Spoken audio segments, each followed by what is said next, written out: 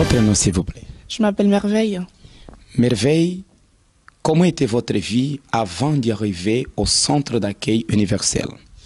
Alors moi, en fait, avant d'arriver au centre d'accueil universel, j'étais une jeune en fait qui vivait dans la délinquance, dans la drogue. J'étais viciée dans la drogue et dans le vol. C'est-à-dire qu'à un moment donné, j'ai complètement perdu le contrôle de moi-même. J'ai commencé à fumer. Au début, j'ai commencé petit à petit pour découvrir en fait. Au début, c'était par simple curiosité. Après, au fur et à mesure, c'est devenu un vice en fait.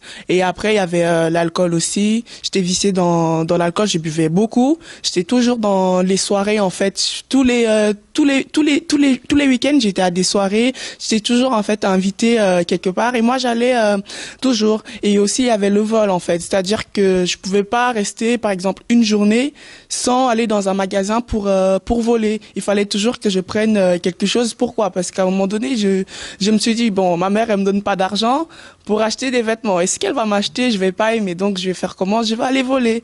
Et donc, j'ai commencé par les bijoux. Après, ça a commencé par les chaussures, ainsi de suite. Donc, j'ai commencé à voler dans plein de magasins à Nantes. Et à un moment donné, j'ai été interdite même d'aller dans les magasins à Nantes parce que j'étais connue, en fait, comme une voleuse dans tous les magasins de Nantes. Et en fait, c'est dans cet état-là que je suis arrivée au centre d'accueil. Et je gardais aussi beaucoup de haine en moi. J'étais très, très agressive et très violente. C'est-à-dire que dès qu'on me disait quelque chose, j'attendais 3 secondes pour soit m'énerver, frapper la personne ou alors commencer à insulter la personne. En fait, j'étais vraiment très, très agressive en fait parce que je gardais beaucoup de haine en moi. Voilà dans cet état que je suis arrivée au centre d'accueil. La haine, j'ai gardé ça depuis que j'étais petite. Bon, ça a démarré par l'absence en fait de mon père. Et ensuite, c'était par le départ de ma mère, ainsi de suite. Il y a eu plein de choses qui se sont passées en fait depuis mon enfance, qui ont fait que ça s'est manifesté quand j'étais adolescente, quand j'étais au lycée. C'était soit me bagarrer avec quelqu'un. J'ai commencé à faire du sport, j'ai commencé à faire du basket, j'ai commencé à même faire de la boxe et tout, juste en fait pour faire évacuer en fait toute cette colère en fait. En arrivant au centre d'accueil, comme j'ai dit, je suis venue une première fois pour observer, parce que moi j'étais catholique avant et toute ma famille était aussi catholique, donc c'était en fait autre chose que ce que j'avais toujours vu jusque-là. Donc je suis venue une première fois, j'ai entendu parler. C'est vrai qu'en fait ça m'a beaucoup touchée en fait ce que le pasteur était en train de parler, parce que c'était la vérité en fait. Toutes les choses que je faisais, moi je savais en fait que c'était pas bien et je me suis toujours dit je vais arrêter quand j'aurai envie d'arrêter. Jusqu'à un moment donné, je me suis retrouvée à la rue sans endroit où dormir, et c'est là en fait j'ai commencé à venir constamment au centre d'accueil universel, à écouter la parole en fait, à suivre les enseignements, à faire les chaînes du lundi, les chaînes du mercredi et le vendredi. J'ai participé aux Jeunes de Daniel, aux campagnes d'Israël, justement quand j'ai pris la décision de me donner véritablement en fait à Dieu. Donc j'ai commencé à faire campagne sur campagne, vraiment pour en fait avoir ce changement à l'intérieur de moi, parce que je me suis toujours dit en fait non, je vais pas avoir des ennemis, mais mon plus grand ennemi c'est moi-même en fait. Toute la haine elle est partie, j'ai plus de colère envers mon père parce que je le détestais même parce qu'il était décédé. J'avais de la haine envers une personne qui est déjà décédée, donc ce traumatisme là en fait il est parti. Et aujourd'hui vous fréquentez quel centre d'accueil universel actuellement? Alors, je fréquente le centre d'accueil universel de Nantes. Très bien, Merveille. Merci pour votre témoignage et que vous continuez à développer cette foi intelligente afin de continuer aussi à bénir d'autres personnes qui aujourd'hui sont en train de vivre ce que vous avez vécu dans le passé. Quel est le miracle que Dieu a fait dans votre vie? Voilà, le miracle que Dieu a fait pour moi, c'est par rapport à mon fils qui a souffert d'une entérocolite, une infection intestinale. On l'a opéré, on a fait sortir les intestins, donc il est resté 5 mois sans manger, sans faire des selles.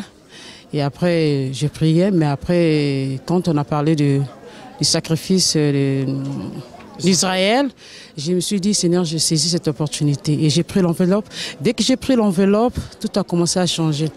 Parce qu'avant, on me disait que non, l'enfant devait rester comme ça, il devait grandir avec cette poche. Il fallait que j'apprenne à nettoyer, c'est pas à changer, tout ça.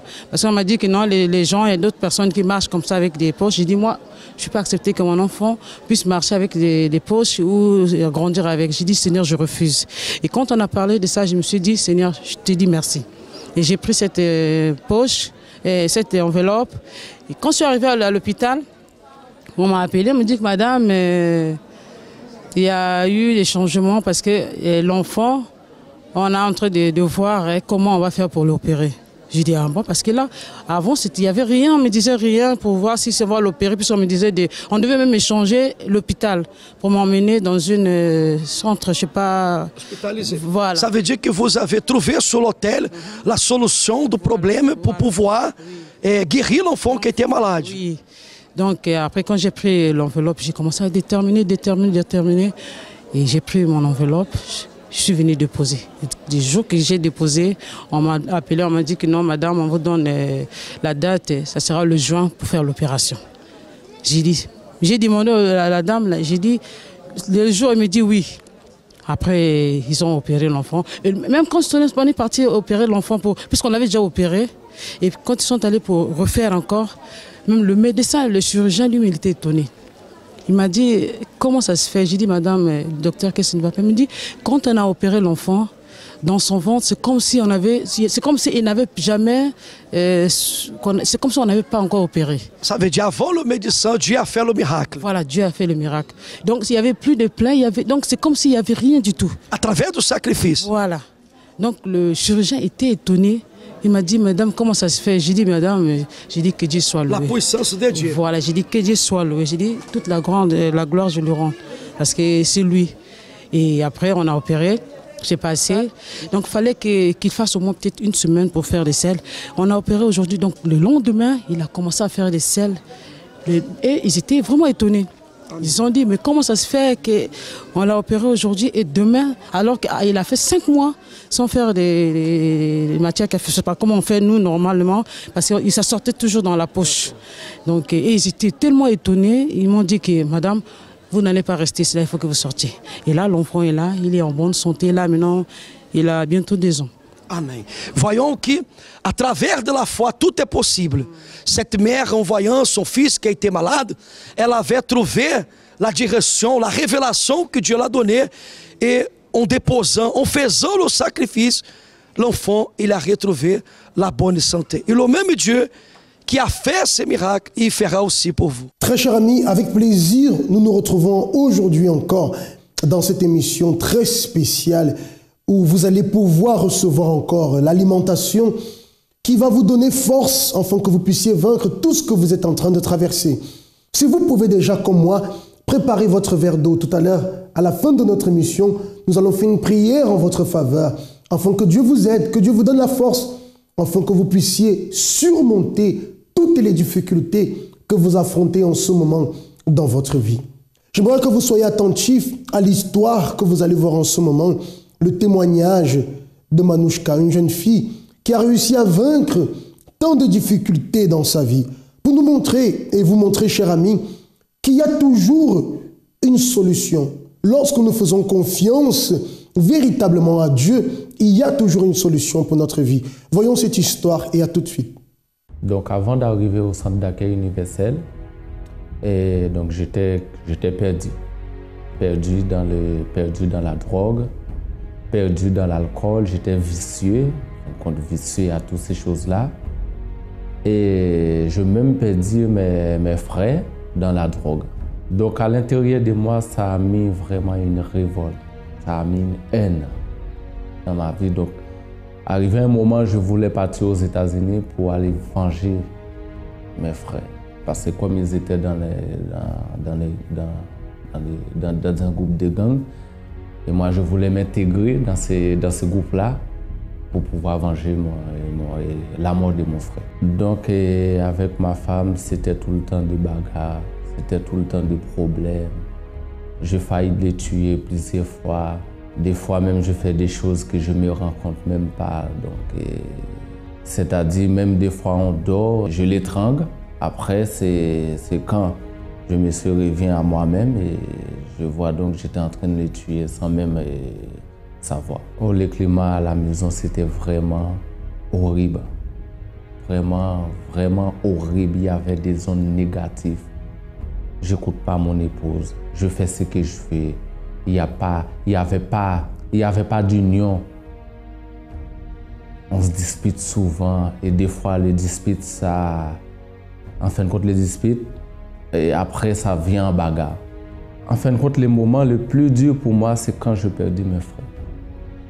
Oui, c'est à ce moment-là, je pense que c'est quand j'ai appris la nouvelle que je perdis mes frères, c'est là que j'étais vraiment déboussolé. Donc nous sommes arrivés au centre d'accueil grâce à une personne qui nous a invités. Donc on a fait le propos de la délivrance, le jeûne de Daniel et aussi la campagne d'Israël. Donc l'objectif de ces propos, c'est pour les changements de l'intérieur, le changement du caractère, aussi être délivré. Parce qu'on a fait ces propos aussi pour avoir un objectif. Avant, nous, on n'avait pas d'objectif, on n'avait pas de but. Et ces propos nous ont ramené à avoir on a fait ces propos pour avoir des objectifs. Prière de vendredi, on a quand même fait pas mal de propos, surtout vendredi pour la délivrance. Bon, moi, j'attendais de Dieu qu'il puisse changer ma situation. Changer ma façon de vivre, changer tout ce qui est rebelle en moi, afin que les gens puissent voir la différence. Donc après que j'ai agi ma foi dans les propos, donc nous sommes délivrés, je suis délivré par toutes les vices, la drogue, l'alcool, le dispute. Donc grâce à Dieu maintenant nous sommes délivrés. Je suis délivré, donc je suis, par rapport aux propos des jeunes de Daniel, j'ai reçu le baptême du Saint-Esprit. Donc j'ai le Dieu qui vit en moi. Dans ma maison, il y a la paix, il y a la joie. En fin de compte, une joie immense. Ça, je ne peux pas l'expliquer, mais il est immense cette joie. Et pour la campagne d'Israël, donc nous avons déjà toutes les campagnes d'Israël. Donc la campagne d'Israël, c'est une opportunité pour les gens qui n'ont pas en fin de compte, qui fait les choses, qui ne voient pas. Moi, je vous propose à tous de faire la campagne d'Israël. J'ai ouvert ma société, je suis chef d'entreprise, et ma femme, elle travaille. Donc, grâce à Centre d'accueil, nous sommes comblés. Combien de personnes vous ont fait des promesses et au bout du compte n'ont pas tenu leurs promesses? Combien de personnes vous ont déçu parce qu'elles vous ont dit quelque chose et au final, elles ne l'ont pas accompli? En combien de personnes avez-vous mis votre espérance? En combien de choses avez-vous mis votre espérance attendant une solution? Et au bout, ce que vous avez reçu est une réponse négative. Beaucoup de personnes aujourd'hui vivent avec la souffrance d'une déception parce que quelqu'un a promis quelque chose, ne l'a pas accompli, parce qu'elles s'attendaient à quelque chose. Elles avaient mis leur espérance sur quelque chose, sur une situation qui devrait être positive. Mais au bout du compte, tout est devenu négatif. Et cela crée un grand désespoir. Sachez que rien n'est perdu. Lorsque nous vous invitons à agir la foi, nous vous invitons à investir là où nous sommes sûrs que les choses vont changer. Comme d'ailleurs l'a fait Giovanni, qui rend son témoignage que nous allons voir en ce moment. Avant, il faut dire que j'étais vraiment une personne perturbée, une personne colérique et une personne qui aimait beaucoup les boîtes de nuit. Voilà, j'étais dans les maquis. En Afrique, on appelle ça des maquis. Donc, du coup, je fréquentais beaucoup les bars, boîtes de nuit, les femmes. À l'intérieur, c'était le vide total. J'essayais tant bien que mal de me contrôler et de connaître une autre vie. Mais je n'avais pas de source de départ. Donc, du coup, j'étais perturbé, beaucoup perturbé. Ça se manifestait par la colère à l'intérieur de moi parce que je ne comprenais absolument rien de ma situation. Avant, c'était la situation catastrophique sur le point professionnel. Donc, je n'avais pas d'emploi et entre-temps, je venais de quitter le collège et entre-temps, j'ai connu en fait un accident grave qui m'a rendu handicapé pendant des années. Je suis resté 5 ans et ça n'allait pas du tout. Et à un moment donné, voilà, ça a commencé à aller petit à petit. Je me suis relevé, j'ai connu une autre entreprise encore, j'ai rechuté plus tard avec un autre accident encore. Et chaque année, dans ma famille, nous étions en tout cas dans les accidents. Voilà. Toute ma famille, mes enfants, mes soeurs, voilà. On en a tous connu, en tout cas, des accidents. Sachant que l'on pratiquait en fait de l'occultisme dans le temps, donc du coup j'ai consulté par-ci ou par-là, on m'a dit bon c'était un mal qui venait de la famille, c'était héréditaire, c'était quelqu'un qui m'avait lancé un sort, bon voilà. Il y avait un peu du tout, voilà. C'était la malédiction prononcée par quelquefois même les parents. Dans la famille, nous sommes nombreux, voilà, donc on ne s'aime pas entre nous, même entre frères. Demi-frères, ça n'allait pas du tout. Avant, il faut dire que l'un des pires moments, c'est quand j'ai connu l'accident, en tout cas du travail, au sein d'une cimenterie en Afrique là-bas. Et j'ai été, juste 6 mois plus tard, j'ai été évacué en fait de mon pays à un autre pays voisin pour des soins. Parce que mes jambes ne fonctionnaient plus, ne répondaient plus. Donc je suis resté hospitalisé pendant 3 mois. Et ce fut vraiment une séquence très difficile, très très dure. Lorsqu'une personne perd confiance en tout, lorsqu'une personne perd confiance en elle-même, il est très difficile dans cette situation de pouvoir vaincre les problèmes, les difficultés qui arrivent, un peu comme le cas de Giovanni. Peut-être c'est votre cas. À cause des déceptions que vous avez eues, peut-être vous avez perdu confiance en la vie. Et vous vous dites aujourd'hui que pour tout ce que vous vivez, il est impossible de vous en sortir, que votre cas est un cas perdu. Très cher ami, vous n'êtes pas un cas perdu. Mais laissez-moi vous dire que tout va dépendre de votre décision. Je vous fais ici une invitation, l'invitation de vous joindre à nous et de découvrir que rien n'est perdu pour vous. Ce dimanche, dans tous les centres d'accueil, nous serons réunis. Vous pouvez avoir notre numéro de téléphone et entrer en contact pour savoir quel est le centre d'accueil le plus proche, où j'ai la certitude que ce que vous allez recevoir, comme vous recevez en ce moment, va véritablement vous aider. Comme Giovanni a été aidé, elle a pu s'en sortir. Voyons la fin de son histoire. J'ai connu le centre d'accueil de par un voisin de chambre donné et il m'a parlé de Jésus. Voilà. Il fallait que je vienne à cette chaîne de prière, que je pouvais être libéré de toutes mes angoisses. C'est comme ça que je suis arrivé au centre d'accueil. Le premier temps, c'était l'observation. Dans un premier temps, je suis rentré et j'ai commencé à voir des propos, des témoignages que les gens rendaient. Donc, ça a commencé à m'influencer un tant soit peu. Et puis, je me suis dit, pourquoi pas? Donc de là, on parlait des chaînes de prière du lundi au dimanche. Donc du coup, voilà, je me suis tout de suite senti intéressé. Voilà. Et chaque jour, en tout cas, je traitais d'un thème bien précis qui concernait en tout cas ma vie. J'ai participé à la campagne d'Israël, pratiquement à toutes les campagnes depuis mon arrivée. Dans un premier temps, c'était pour mon état de santé.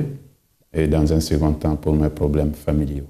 Ma détermination, elle était totale en ce sens que je me suis dit, bon, ces hommes de Dieu en face de nous qui nous parlent d'une réalité, d'un vécu, et voilà, de nous approcher de Dieu. Ils lancent des défis que personne d'autre ne pourrait peut-être nous lancer.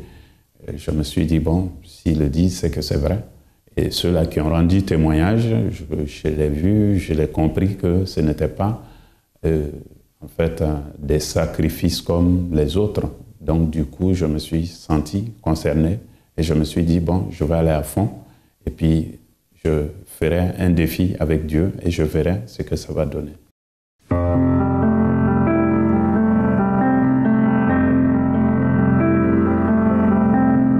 Le fruit de la campagne, il faut dire que je me suis délivré de ce mal qui me poursuivait depuis tant d'années.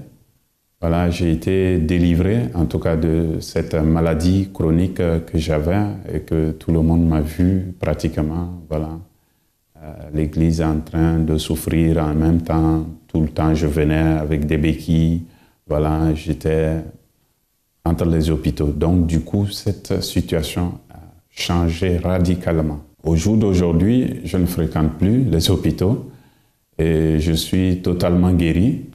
Et je peux faire ce que je ne pouvais pas faire. Et donc, du coup, ce qui avait été donné comme diagnostic assez perturbant et assez tragique de ma situation ne l'est pas au jour d'aujourd'hui. Et je pense franchement que voilà, la campagne a changé ma vie. Aujourd'hui, je marche, je fais du sport, je peux me baisser, voilà, je peux faire des exercices assez physiques au point que, bon, voilà, beaucoup de personnes ne croient pas. Voilà. Et ce qui n'était pas prévu dès le départ. Donc, du coup, il y a eu une transformation véritable de ma santé. Je ne suis plus le même que celui que j'étais. Il y a eu une transformation parce que j'ai cessé toutes les mauvaises activités, toutes les mauvaises fréquentations. Au jour d'aujourd'hui, je ne fréquente plus les boîtes de nuit, ni les bars.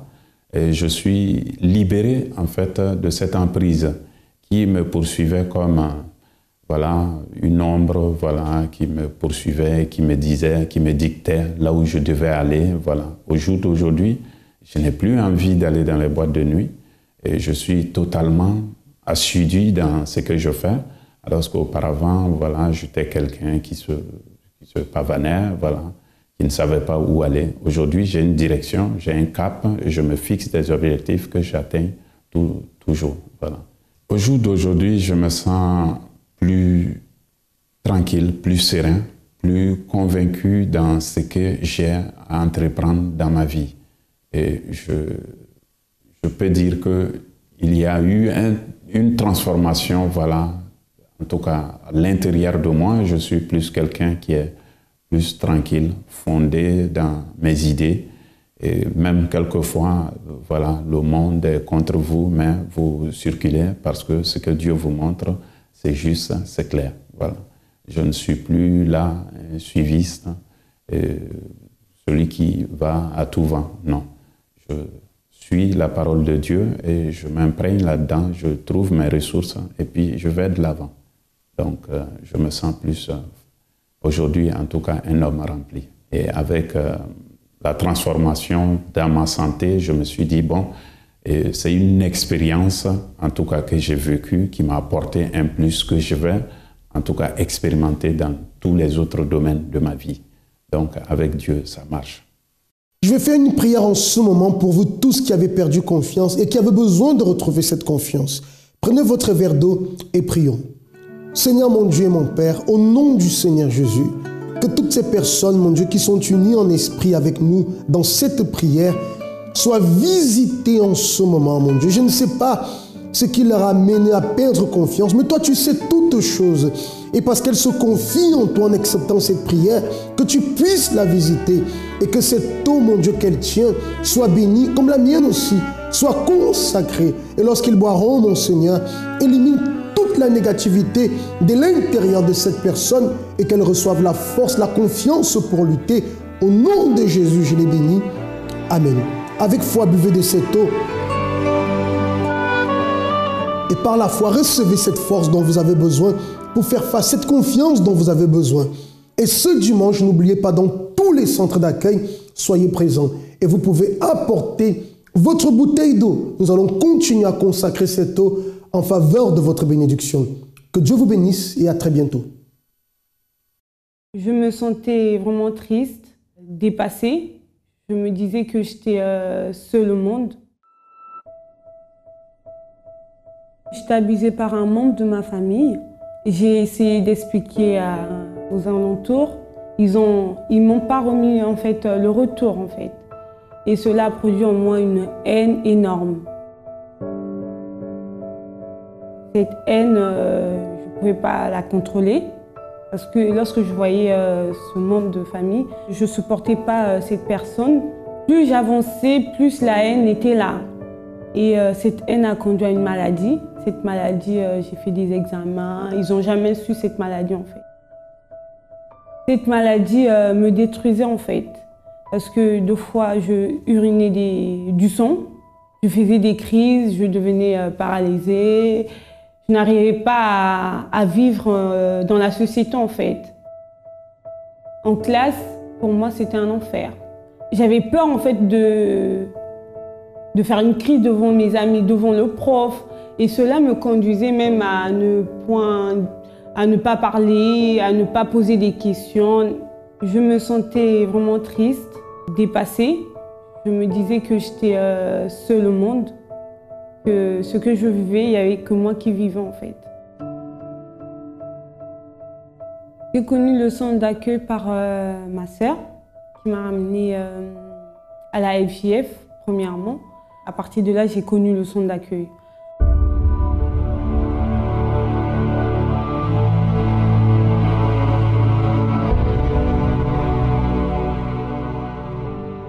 J'ai commencé à croire en fait que je pouvais être guérie de cette maladie. J'ai reçu ma guérison. J'ai vu que la campagne d'Israël, c'était une opportunité pour moi pour changer mon histoire. Et là, j'ai vu un changement après cette campagne.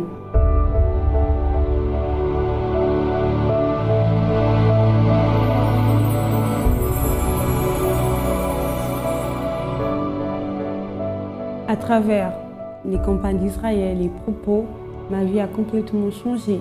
J'ai pu pardonner, j'ai pu avoir le bac à travers une campagne d'Israël. Ma santé, vraiment guérie. Même mes proches qui parlaient négativement, ils trouvent ça extraordinaire en fait. Avant, je n'arrivais pas à me projeter en fait. Là, je me projette. Je me dis, j'ai de la valeur. Malgré notre état qu'on peut avoir lorsqu'on arrive au centre d'accueil, il est là. Le centre d'accueil est là pour nous aider.